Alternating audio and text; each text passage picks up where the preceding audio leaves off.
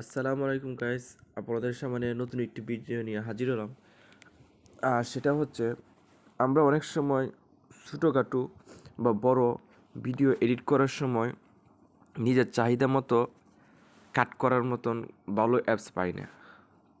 তো এটা করার জন্য একটি অ্যাপস আছে, আর সেটার মাধ্যমে আপনার চাহিদা মতো ভিডিও কাট করতে পারবেন বা এডিট করতে পারবেন খুব সুন্দর করে।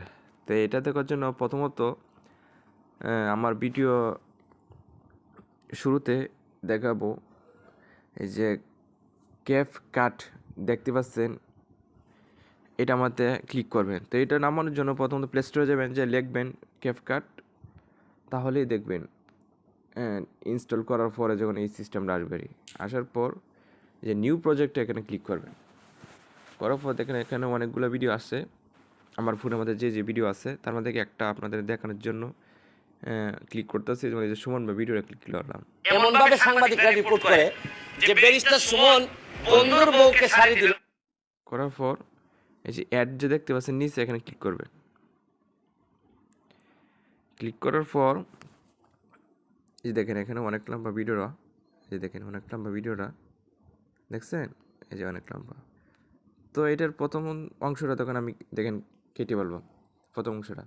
তো প্রথম অংশটা কেটার জন্য যে এডিট লেখার এখানে ক্লিক করবেন।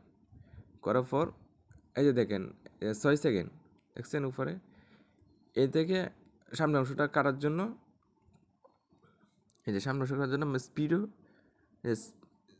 স্পিড এখানে স্পিডে ক্লিক করলাম। করার পরে সামনের অংশটা চাপ দিলাম, দিয়ে এই যে ডিলেট দেখেন, ডিলেটে ক্লিক করলাম।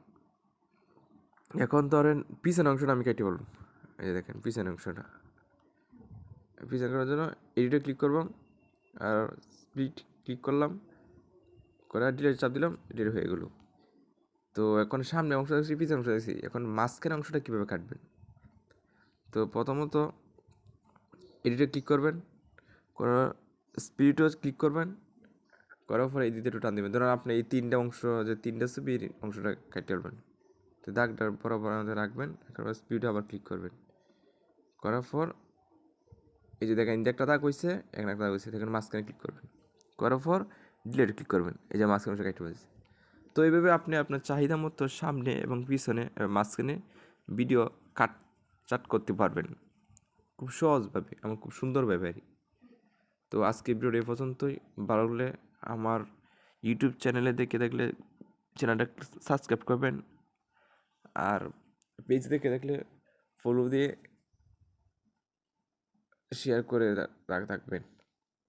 তো এই পর্যন্ত, সবাই ভালো থাকবেন, সুস্থ থাকবেন। আসসালামু আলাইকুম।